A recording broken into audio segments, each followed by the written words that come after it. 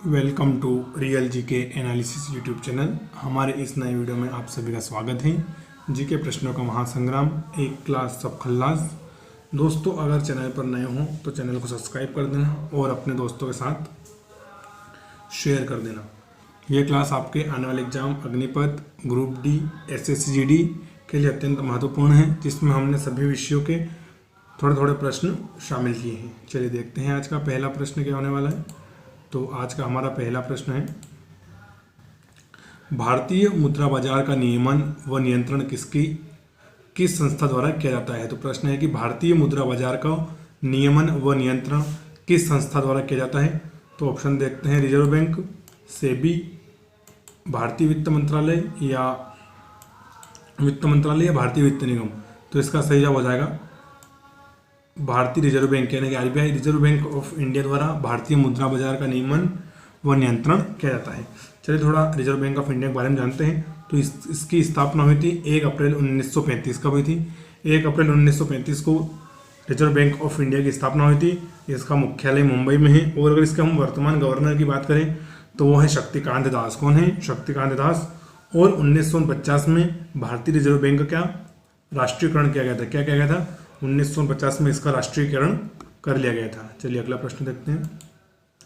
अगला प्रश्न है हमारा, द्वितीय विश्व युद्ध के समय अमेरिका का राष्ट्रपति कौन था। तो एक स्ट्रेटेजी का क्वेश्चन है, हिस्ट्री टाइप, कि द्वितीय विश्व युद्ध के समय अमेरिका का राष्ट्रपति कौन था। तो ऑप्शन देखते हैं, mister Churchill, Franklin Roosevelt, Joe Biden या डोनाल्ड ट्रंप। तो इसका सही जवाब हो जाएगा फ्रैंकलिन रूजवेल्ट। कौन थे? तो वो थे फ्रैंकलिन रूजवेल्ट। चलिए थोड़ा अमेरिका के बारे में जानते हैं। तो अमेरिका की राजधानी है वाशिंगटन। क्या है? वाशिंगटन। और यहाँ की मुद्रा है डॉलर। क्या है? डॉलर। और अमेरिका उत्तरी महाद्वीप में स्थित है। और अमेरिका और कनाडा के बीच की सीमा कौन बनाती है? तो बनाती है 49 पैरेलल लाइन। कौन सी? 49 पैरेलल रेखा अमेरिका और कनाडा की सीमा बनाती है। और जो बाइडेन अमेरिका के वर्तमान राष्ट्रपति। कौन है? जो बाइडेन अमेरिका के वर्तमान राष्ट्रपति। चलिए देखते हैं अगला प्रश्न, भारत के उत्तरी मैदान में किस मिट्टी का विस्तार अधिक पाया जाता है। यानी कि उत्तरी मैदानों में कौन सी मिट्टी अधिक पाई जाती है। तो ऑप्शन देखते हैं, काली मिट्टी, जलोढ़ मिट्टी, लेटराइट मिट्टी या लाल मिट्टी। तो इसका सही जवाब हो जाएगा जलोढ़ मिट्टी। क्या हो जाएगा? जलोढ़ मिट्टी। क्योंकि भारत के उत्तरी मैदान में अनेक नदियां बहती हैं, इसके कारण जलोढ़ मिट्टी सर्वाधिक पाई जाती है। और इस मिट्टी का निर्माण नदियों के निक्षेप से होता है। किससे? जो नदियाँ अपने साथ सिल्ट और गाद बहा के लाती है, उससे इसका निर्माण होता है। और इस मिट्टी में पोटाश और चूना प्रचुर मात्रा में होता है। क्या होता है? पोटाश और चूना प्रचुर मात्रा में मिलता है। और जलोढ़ मिट्टी में फास्फोरस और नाइट्रोजन का अभाव होता है। यानी कि जलोढ़ मिट्टी में फास्फोरस और नाइट्रोजन कम पाया जाता है। चलिए अगला प्रश्न देखते हैं, सिंधु घाटी सभ्यता काल में कौन सी लिपि सर्वाधिक प्रचलित थी। तो हमारे ऑप्शन हो जाएंगे, किलाक्षर लिपि, भाव चित्रात्मक लिपि, देवनागरी लिपि या अरमाइक लिपि। तो इसका सही जवाब हो जाएगा ऑप्शन 2। कौन सा? ऑप्शन सेकंड बिल्कुल हमारा करेक्ट हो जाएगा। भाव चित्रात्मक लिपि सिंधु घाटी सभ्यता में सर्वाधिक प्रचलित थी। सिंधु घाटी सभ्यता की खोज 1921 में किसने की थी? डॉक्टर दयाराम साहनी ने। किसने? 1921 में दयाराम साहनी जी द्वारा इसकी खोज की गई थी। चलिए अगला प्रश्न देखते हैं। प्रश्न है हमारा कि वर्ष 1918 में महात्मा गांधी सूती कपड़े कारखाना के मजदूरों के बीच सत्याग्रह आंदोलन चलाने किस जगह पर पहुंचे थे। यानी कि 1918 में महात्मा गांधी सत्याग्रह चलाने के लिए किस स्थान पर गए थे। तो ऑप्शन हो जाएंगे हमारे मद्रास, जिसको चेन्नई बोलते हैं, मुंबई, सूरत या अहमदाबाद। तो इसका सही जवाब हो जाएगा अहमदाबाद। कहाँ पर पहुंचे थे? महात्मा गांधी पहुंचे थे अहमदाबाद में। चलिए कुछ और इंपॉर्टेंट देखते हैं यस महात्मा गांधी संबंधित। तो महात्मा गांधी का जन्म आपको पता ही होगा 2 अक्टूबर 1969 को हुआ था। महात्मा गांधी दक्षिण अफ्रीका से 1915 में लौटे थे। साथ ही 1917 में महात्मा गांधी ने किसानों के साथ चंपारण आंदोलन चलाया था। कौन सा आंदोलन? चंपारण आंदोलन 1917 में। और 1918 में चलाया था उन्होंने मजदूरों के बीच सत्याग्रह। तो चलिए देखते हैं अगला प्रश्न, भारत की संविधान सभा की प्रारूप समिति के अध्यक्ष कौन थे। यानी जो संविधान निर्माण समिति थी उसके प्रारूप समिति के अध्यक्ष कौन थे। तो हमारे ऑप्शन हो जाएंगे, KM Munshi, DP Khetan, BR Ambedkar या TT कृष्णामाचारी। तो इसका सही जवाब हो जाएगा हमारा भीमराव अम्बेडकर। यानी कि BR अम्बेडकर प्रारूप समिति के अध्यक्ष थे। कौन थे? प्रारूप समिति के अध्यक्ष। तो ऑप्शन 3 बिल्कुल करेक्ट हो जाएगा। संविधान सभा का गठन 9 दिसंबर 1946 को किया गया था। कब किया गया था? 9 दिसंबर 1946 को किया गया था। जिसके अस्थायी सदस्य कौन थे? उस समय की समिति में सबसे बुजुर्ग थे सच्चिदानंद सिन्हा, इसलिए उनको इस समिति का अस्थायी सदस्य बनाया गया था, सच्चिदानंद सिन्हा जी को। और इसके स्थायी सदस्य थे डॉक्टर राजेंद्र प्रसाद, जो कि बाद में भारत के राष्ट्रपति भी बने। कौन? डॉक्टर राजेंद्र प्रसाद। चलिए अगला प्रश्न देखते हैं। कंप्यूटर का अनुवाद प्रोग्राम जो उच्च स्तरीय भाषा को निम्न स्तरीय भाषा में अनुवाद करता है क्या कहलाता है? तो प्रश्न एक बार पढ़ के बताता हूँ कि कंप्यूटर का अनुवाद प्रोग्राम जो उच्च स्तरीय भाषा को निम्न स्तरीय भाषा में अनुवाद करता है क्या कहलाता है? तो ऑप्शन हो जाएंगे हमारे कंपाइलर, फोर्ट्रान, डॉक्यूमेंटेशन या बेसिक। तो इसका सही जवाब हो जाएगा कंपाइलर। क्या कहलाता है? वो कहलाता है कंपाइलर, यानी कि ऑप्शन मिलेगा बिल्कुल करेक्ट हो जाएगा। चलिए आपको कंप्यूटर का फुल फॉर्म बता देता हूँ। कंप्यूटर तो बहुत यूज़ करते हैं लेकिन फुल फॉर्म अधिकतर पता नहीं होता है। कंप्यूटर का फुल फॉर्म हो जाएगा हमारा common operating machine, particular used technology, education and research. चलिए एक बार पढ़ के सुना देता हूँ या बोल के सुना देता हूँ आपको। Common operating machine, particular used technology, education and research. चलिए अगला प्रश्न देखते हैं हम। बादशाह बनने के पूर्व हुमायूं कहाँ का जागीरदार था? तो ऑप्शन हो जाएंगे हमारे संभल, मुल्तान, गुजरात या पंजाब। संभल, मुल्तान, गुजरात या पंजाब। तो इसका सही जवाब हो जाएगा संभल, यानी कि बादशाह बनने के पहले हुमायूं कहाँ का जागीरदार था? तो संभल का। कहाँ का? संभल का। और हुमायूं कौन था? हुमायूं मुगल शासक बाबर का पुत्र था। किसका? बाबर का पुत्र था। और हुमायूं ने ही दीन पनाह नामक एक नया शहर बसाया था जो कि दिल्ली के निकट स्थित है। किसके निकट? दिल्ली के निकट। और हुमायूं की मृत्यु पुस्तकालय की सीढ़ियों से गिरने से हो गई थी। किससे? पुस्तकालय की सीढ़ियों से गिरने से हो गई थी। और हुमायूं का पुत्र कौन था? तो वो था अकबर। कौन था? अकबर। और ये किस वंश से संबंधित था? तो ये था मुगल वंश से। किससे? मुगल वंश से, जिसकी स्थापना करी थी किसने? बाबर ने। तो बाबर का पुत्र था हुमायूं और हुमायूं का पुत्र था अकबर। चलिए आगे बढ़ते हैं। कथकली किस राज्य का शास्त्रीय नृत्य कला है या किस राज्य की शास्त्रीय नृत्य कला है? तो ऑप्शन देखते हैं कर्नाटक, केरल, तमिलनाडु या आंध्र प्रदेश। तो कर्नाटक, केरल, तमिलनाडु या आंध्र प्रदेश। तो इसका सही जवाब हो जाएगा केरल। कथकली कहाँ संबंधित है? तो संबंधित है केरल से। और केरल की राजधानी क्या है? तो वो हमारी हो जाएगी तिरुवनंतपुरम। क्या हो जाएगी? तिरुवनंतपुरम। चलिए अन्य ऑप्शन देखें तो तमिलनाडु संबंधित है भरतनाट्यम। कौन सा? भरतनाट्यम संबंधित तमिलनाडु से। और आंध्र प्रदेश से संबंधित है कुचिपुड़ी। कौन सा? कुचिपुड़ी। और कर्नाटक से संबंधित यक्षगान। क्या है? यक्षगान है कर्नाटक से संबंधित। चलिए अगला प्रश्न देखते हैं। जिब्राल्टर जल डमरू मध्य किनको जोड़ता है? तो जल डमरू मध्य यानी जल संधि। क्या? जल संधि जो दो बड़ी वाटर बॉडी को मिलाती है, यानी जो पानी के दो बड़े भागों को मिलाती है उसको बोलते हैं जल डमरू मध्य। तो ऑप्शन है, प्रश्न है हमारा कि जिब्राल्टर जल डमरू मध्य किनको जोड़ता है? तो ऑप्शन देखते हैं। लाल सागर से भूमध्य सागर को, लाल सागर से अरब सागर को, अटलांटिक महासागर से भूमध्य सागर को, या भूमध्य सागर से काला सागर को। तो इसका सही जवाब हो जाएगा हमारा ऑप्शन थर्ड, यानी कि तीसरा ऑप्शन बिल्कुल सही है। अटलांटिक महासागर से भूमध्य सागर को जोड़ता है। कौन सा? अटलांटिक महासागर से भूमध्य सागर को जोड़ता है हमारा जिब्राल्टर स्ट्रेट। कौन? Gibraltar straight. और जिब्राल्टर स्ट्रेट अफ्रीका महाद्वीप और यूरोप महाद्वीप के बीच में है। किसके? यूरोप महाद्वीप और अफ्रीका महाद्वीप के बीच में स्थित है। और जो यूरोप साइड इसका देश है वो है स्पेन। कौन सा? स्पेन। और अफ्रीका की तरफ पड़ता है मोरक्को देश। कौन सा? मोरक्को। यानी कि जो जिब्राल्टर स्ट्रेट है अटलांटिक महासागर से भूमध्य सागर को जोड़ता है। नेक्स्ट स्लाइड है हमारी। पेट्रोलियम देशों का संगठन ओपेक का मुख्यालय कहाँ स्थित है? सबसे पहले मैं आपको ओपेक का फुल फॉर्म बता देता हूँ। प्रश्न पूछ रहा है कि पेट्रोलियम देशों का संगठन ओपेक का मुख्यालय कहाँ है? तो ओपेक का फुल फॉर्म हो जाएगा organisation of petroleum exporting countries. कौन सा?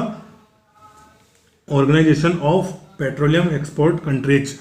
तो ये ओपेक का फुल फॉर्म है और इसका मुख्यालय देखते हैं तो ऑप्शन हो जाएंगे पेरिस, वियना, जिनेवा या जकार्ता। तो सही जवाब हो जाएगा हमारा वियना। क्या? ओपेक का मुख्यालय कहाँ पर है? तो वो है वीना। और वीना कहाँ पर है? ऑस्ट्रिया देश में स्थित है। और ओपेक की स्थापना की गई थी 1960 को। कब की गई थी? 1960 को। और इसमें कुल 15 सदस्य देश है। कितने? 15 सदस्य देश हैं। चलिए नेक्स्ट स्लाइड देखते हैं। प्रार्थना समाज की स्थापना किसने की थी? तो अगेन इंपॉर्टेंट प्रश्न है, अधिकतर ऐसे प्रश्न लगातार परीक्षाओं में पूछे जाते हैं। तो प्रार्थना समाज की स्थापना किसने की थी? तो हमारे ऑप्शन हो जाएंगे राजा राम मोहन राय, एम जी रानाडे, दादा भाई नौरोजी या स्वामी विवेकानंद। तो इसका सही जवाब हो जाएगा एम जी रानाडे। कौन? एम जी रानाडे, यानी कि पूरा नाम इनका महादेव गोविंद रानाडे। कौन? महादेव गोविंद रानाडे ने प्रार्थना समाज की स्थापना की थी। और इन्होंने केशव चंद्र सेन, कौन? केशव चंद्र सेन की प्रेरणा से 1967 में, यानी कि 1867 में प्रार्थना समाज की स्थापना की थी महादेव गोविंद रानाडे जी ने। चलिए आगे बढ़ते हैं। भारत में राष्ट्रीय आय की गणना कौन करता है? तो हमारे ऑप्शन हो जाएंगे वित्त मंत्रालय, वित्त आयोग, रिजर्व बैंक ऑफ इंडिया या केंद्रीय सांख्यिकी कार्यालय। तो इसका सही हो जाएगा ऑप्शन 4 बिल्कुल करेक्ट है। केंद्रीय सांख्यिकी कार्यालय भारत में राष्ट्रीय आय की गणना करता है। इसको हम इंग्लिश में बोलते हैं एनएसओ। क्या बोलते हैं? एनएसओ, नेशनल स्टैटिस्टिक्स ऑफिस, जो कि भारत में राष्ट्रीय आय की गणना करता है। और एनएसओ ही आय की गणना एवं प्रकाशन संबंधित कार्य भी करता है, यानी कि आय की गणना और उसके प्रकाशन संबंधित सभी कार्य केंद्रीय सांख्यिकी कार्यालय ही देखता है। और राष्ट्रीय आय की गणना का सर्वप्रथम प्रयास दादा भाई नौरोजी ने किया था। किसने? दादा भाई नौरोजी ने ही राष्ट्रीय आय की गणना का सर्वप्रथम प्रयास किया था। चलिए अगला प्रश्न देखते हैं। संसार में सर्वाधिक वर्षा वाला स्थान कौन सा है? तो ऑप्शन हो जाएंगे चेरापूंजी, मौसिनराम, शिलोंग या इम्फाल। तो सही जवाब हो जाएगा हमारा ऑप्शन 2 मौसिनराम। संसार में सर्वाधिक वर्षा वाला स्थान कौन सा है? तो हो जाएगा हमारा मौसिनराम। ये किस राज्य में? तो ये मेघालय में स्थित है। और मेघालय की राजधानी क्या है? शिलोंग। और मेघालय में 3 बहुत फेमस पहाड़ियाँ हैं, गारो, खासी, जयंतिया। और इन्हीं के नाम से 3 फेमस जनजातियाँ भी हैं, उनका भी नाम यही है, गारो, खासी, जयंतिया। और सर्वाधिक वर्षा वाला स्थान कौन सा है? तो वो है मौसिनराम। चेरापूंजी भी है, लेकिन थोड़ा बहुत डिफरेंस आ जाता है, दोनों पास पास ही हैं, तो इन दोनों को मान सकते हो, लेकिन आप ऑफिशियली मौसिनराम को मानते हैं। इसके पहले चेरापूंजी था, लेकिन अब कौन हो गया है? मौसिनराम। चलिए अगला प्रश्न है हमारा, विकलांग और बेरोजगारों को राहत भारत के संविधान की किस सूची में दी गई है? यानी कि उनके संबंधित कानून वगैरह, उनको छूट संविधान की किस अनुसूची में दी गई? तो ऑप्शन देखते हैं, दूसरी में, तीसरी, 5वीं या 7वीं। तो करेक्ट आंसर हो जाएगा 7वीं। कौन सी? संविधान की 7वीं अनुसूची में विकलांग और बेरोजगारों के संबंधित प्रावधान किए गए हैं। किसमें? 7वीं अनुसूची में। और इन विषयों को समवर्ती सूची में रखा गया है। किस सूची में? समवर्ती सूची में रखा गया है। और इन पर केंद्र और राज्य दोनों कानून बना सकते हैं, जैसे विकलांग, बेरोजगार, स्वच्छता, इन सबको समवर्ती सूची में रखा गया है और इनके ऊपर राज्य और केंद्र दोनों कानून बना सकते हैं। चलिए अगला प्रश्न देखते हैं। भारत का प्रथम स्वदेश निर्मित विमान वाहक पोत। विमान वाहक पोत का मतलब होता है एयरक्राफ्ट कैरियर। क्या होता है? Aircraft carrier. तो ये एक ऐसा एक जलपोत होता है जिसके ऊपर लड़ाकू विमान, हेलीकॉप्टर सभी तैनात किए जा सकते हैं। तो इसको बोलते हैं विमान वाहक पोत या एयरक्राफ्ट कैरियर। आपको पता ही होगा कि भारत एक प्रायद्वीप देश है, तो इसकी सीमाएं 3 तरफ जल से घिरी है। पूर्व में बंगाल की खाड़ी है, दक्षिण में हिंद महासागर है, पश्चिम में अरब सागर है। इसलिए भारत की नेवी का स्ट्रांग होना बहुत जरूरी है। तो भारत का प्रथम स्वदेश निर्मित विमान वाहक पोत का नाम क्या है? तो ऑप्शन देखते हैं, विक्रांत। इन सभी का आगे आप आईएनएस जोड़ लीजिए, यानी कि Indian naval ship, INS Vikrant, INS Trikand, INS Sindhu Rakshak या आईएनएस अरिहंत। तो इसका सही जवाब हो जाएगा आईएनएस विक्रांत। कौन? आईएनएस विक्रांत भारत में निर्मित प्रथम स्वदेशी विमान वाहक पोत है। कौन? आईएनएस विक्रांत। और इसका निर्माण कौन कर रहा है? तो इसका निर्माण कर रहा है कोचिन शिपयार्ड लिमिटेड। इसका निर्माण पूरा हो गया है और इसका समुद्री ट्रायल चल रहे हैं।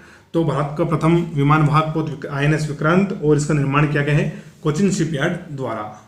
चलिए अगला प्रश्न देखते हैं। मेरी क्यूरी या मैडम क्यूरी को 2 बार नोबेल पुरस्कार किन श्रेणियों में मिले हैं? यानी कि इनको नोबेल पुरस्कार ट्वाइस, 2 बार जीती है नोबेल पुरस्कार, तो किन श्रेणियों में मिले हैं? तो ऑप्शन हो जाएंगे भौतिक एवं रसायन, रसायन तथा मेडिसिन, भौतिक तथा मेडिसिन, रसायन तथा लिटरेचर।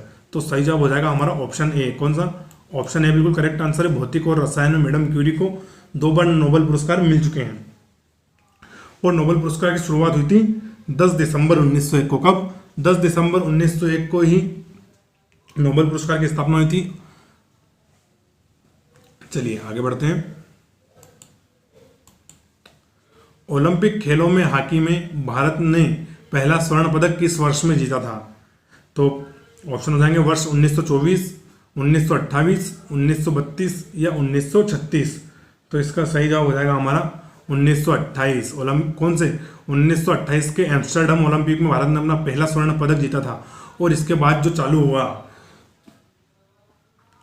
तो ऐसे ओलंपिक खेल गए जिसमें किसी भी देश को भारत को हराना बहुत ही मुश्किल हो गया था। भारत ने लगातार मेडल जीतते गया, लेकिन कुछ समय बाद स्थिति पूरी विपरीत हो गई और अब भारत बहुत कम मेडल जीतता है हॉकी में। लेकिन एक समय पर भारत का एक तरफा राज हुआ करता था ओलंपिक खेलों में। तो प्रश्न है कि ओलंपिक खेलों में हॉकी ने किस वर्ष पहला स्वर्ण पदक जीता, तो हो जाएगा 1928 में। और कौन से ओलंपिक थे वो, तो वो थे एम्स्टर्डम ओलंपिक, और ये कहाँ पर हुए थे, नीदरलैंड में। कहाँ पर, नीदरलैंड में। और मेजर ध्यानचंद जी का क्या कहा जाता है, हॉकी का जादूगर। तो हॉकी के जादूगर हो जाएंगे हमारे मेजर ध्यानचंद। तो एम्स्टर्डम ओलंपिक 1928 बिल्कुल करेक्ट आंसर हो जाएगा। चलिए अगला देखते हैं। विक्रम साराभाई अंतरिक्ष केंद्र कहाँ पर है, इनका पूरा नाम था विक्रम अम्बराम साराभाई, है ना। तो विक्रम साराभाई अंतरिक्ष केंद्र स्थित है, तो ऑप्शन देखते हैं श्रीहरिकोटा में, त्रिवेंद्रम में, ट्राम्बे में या बेंगलोर में।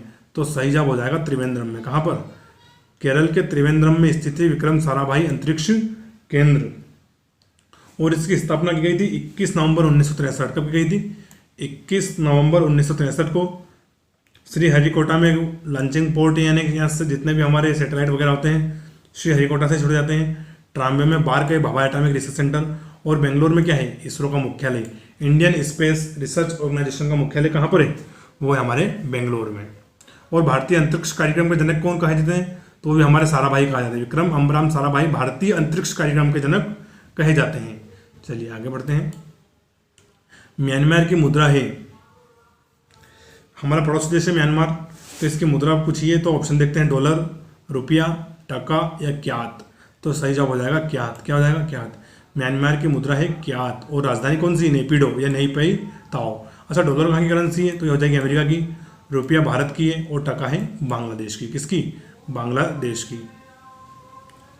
चलिए अगला प्रश्न है, भारत में प्रतिवर्ष सेना दिवस कब मनाया जाता है, यानी कि आर्मी डे कब मनाया जाता है। तो ऑप्शन हो जाएंगे हमारे 1 जनवरी, 15 जनवरी, 2 फरवरी या 28 फरवरी। तो सही जवाब हो जाएगा 15 जनवरी। प्रतिवर्ष 15 जनवरी को आर्मी दिवस या थल सेना दिवस मनाया जाता है, और इसकी शुरुआत फील्ड मार्शल के.एम. करियप्पा के प्रथम थल सेना अध्यक्ष बनने के अवसर पर की गई थी। यानी कि जब फील्ड मार्शल के.एम. करियप्पा साहब प्रथम थल सेना अध्यक्ष बने थे 15 जनवरी को, उसी दिन फिर सेना दिवस या थल सेना दिवस मनाने लग गए। अच्छा, 2 फरवरी को क्या होता है, तो 2 फरवरी को होता है वेटलैंड डे। क्या होता है, वेटलैंड डे। चलिए अगला प्रश्न देखते हैं। NIS का पूर्ण रूप है, किसका, NIS का पूर्ण रूप है। तो ऑप्शन देखते हैं, national infectious disease seminar, national irrigation schedule, national immunisation schedule या नेशनल इंफॉर्मेशन सेंटर। तो इसका बिल्कुल करेक्ट आंसर हो जाएगा हमारा नेशनल इम्यूनाइजेशन शेड्यूल। क्या, national immunisation schedule is full form of NIS। किसका, NIS। तो ऑप्शन 3 बिल्कुल करेक्ट है। चलिए अगला प्रश्न देखते हैं। भारत में निर्मित सर्वाधिक गति से चलने वाली ट्रेन का नाम क्या है। तो प्रश्न हमारा पूछ रहा है कि भारत में निर्मित सर्वाधिक गति से चलने वाली ट्रेन का नाम क्या है। तो ऑप्शन देखते हैं, Gandhi express, Bharat express, Vande Bharat express या गोमाता एक्सप्रेस। तो इसका करेक्ट आंसर हो जाएगा वंदे भारत एक्सप्रेस, जिसको ट्रेन 18 का नाम भी दिया गया। क्या नाम दिया गया, ट्रेन 18 या वंदे भारत एक्सप्रेस। भारत में निर्मित प्रथम semi automatic semi speed train है, और इसकी स्पीड होती है 180 किलोमीटर प्रति घंटा, और इसका निर्माण किया गया है चेन्नई में। कहाँ पर, चेन्नई में। तो बिल्कुल करेक्ट आंसर हो जाएगा वंदे भारत एक्सप्रेस। और पहली वंदे भारत एक्सप्रेस दिल्ली से वाराणसी के बीच चलाई गई थी। तो आपका ग्रुप डी के एग्जाम में बहुत इंपॉर्टेंट हो जाएगा ये, तो इसको याद रखना है। और वीडियो अगर अच्छा लगे तो अपने दोस्तों के साथ शेयर जरूर करना है, चैनल को सब्सक्राइब भी करना है, और साथ में कमेंट भी करना है। चलिए नेक्स्ट क्वेश्चन है हमारा, जैव ईंधन किसके बीज, ये बीज हो जाएगा बीज, है ना। जैव ईंधन किसके बीज से प्राप्त होता है। तो ऑप्शन देखते हैं, जामुन, जखराना, जेट्रोफा या आम। तो ये पता नहीं कौन सा फ्रूट होता है या जेखराना। तो ऑप्शन हो जाएगा जामुन, जखराना, जेट्रोफा या आम। तो बिल्कुल सही आंसर हो जाएगा हमारा जेट्रोफा। क्या हो जाएगा, जेट्रोफा से हमें जैव ईंधन प्राप्त होता है। किससे, जेट्रोफा से। और जेट्रोफा को क्या बोलते हैं हम, रतन जोत बोलते हैं। क्या बोलते हैं, रतन जोत। और इससे हमें क्या प्राप्त होता है, डीजल। क्या प्राप्त होता है, डीजल। तो जैव ईंधन किससे प्राप्त होता है, तो हमें प्राप्त होता है रतन जोत या जेट्रोफा से। चलिए नेक्स्ट स्लाइड देखते हैं। काला अजार ज्वर संचरण होता है, यानी कि जो काला अजार बुखार है ये किसके कारण फैलता है। तो ऑप्शन देखते हैं, घरेलू मक्खी के काटने से, सीसी मक्खी के काटने से, रेत मक्खी के काटने से, या ड्रैगन फ्लाई के काटने से। तो सही जवाब हो जाएगा हमारा ऑप्शन थर्ड, रेत मक्खी के काटने से। इसको हम सैंड फ्लाई बोलते हैं। क्या बोलते हैं? Sand fly. तो रेत मक्खी के काटने से क्या होता है? काला अजार। तो सैंड जो ये है, सैंड फ्लाई या रेत मक्खी, ये तो रोग वाहक है। क्या है? रोग वाहक। और इसका रोग कारक है लिशमानिया डोनेविनी। क्या है? लिशमानिया डोनेविनी प्रोटोजोआ, ये इसका रोग कारक है। और ड्रैगन फ्लाई इसका रोग वाहक है। किसका? काला अजार का। चलिए अगला प्रश्न देखते हैं हम। त्र्यंबकेश्वर ज्योतिर्लिंग स्थित है, तो आपको बताइए कितने पूरे भारत में या पूरे वर्ल्ड में? 12 ज्योतिर्लिंग। कितने? 12। तो उसमें से ही एक ही है। तो त्र्यंबकेश्वर ज्योतिर्लिंग स्थित है, तो ऑप्शन देखते हैं, नासिक में, उज्जैन, ओमकारेश्वर या काशी। तो इजी प्रश्न है, सभी को पता ही होगा। नासिक। कहाँ पर? नासिक। बहुत सारे तो नासिक जाके आ भी गए होंगे पर्सनली मंदिर को देखकर। तो त्र्यंबकेश्वर ज्योतिर्लिंग स्थित है नासिक में। अच्छा, उज्जैन में कौन सा है? तो उज्जैन में है महाकालेश्वर। कौन सा? महाकालेश्वर ज्योतिर्लिंग। और ओमकारेश्वर में कौन सा है? तो ये इसी नाम से है, ओमकारेश्वर ज्योतिर्लिंग। और काशी में काशी विश्वनाथ बाबा। कौन सा? काशी विश्वनाथ बाबा ज्योतिर्लिंग। कहाँ पर है? काशी या बनारस, कुछ भी बोल सकते हैं। तो त्र्यंबकेश्वर ज्योतिर्लिंग हो जाएगा हमारा नासिक। नेक्स्ट है कि ढलवा लोहे में कार्बन की प्रतिशत मात्रा कितनी होती है? क्या? ढलवा लोहे में कार्बन की प्रतिशत मात्रा कितनी होती है? तो ऑप्शन देखते हैं, 3 से 5%, 0.1 से 0.25%, 0.5 से 1.5%, या 6 से 8%।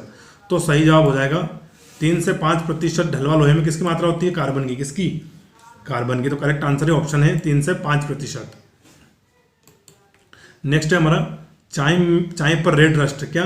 रेड रस्ट निम्नलिखित में से किसके कारण होता है? एक बीमारी है, तो चाय के पौधों में लग जाती है। तो चाय पर रेड रस्ट निम्नलिखित में से किसके कारण लगता है? तो ऑप्शन देखते हैं, बैक्टीरिया के कारण, कवक के कारण, हरी शैवाल के कारण, या विषाणु के कारण।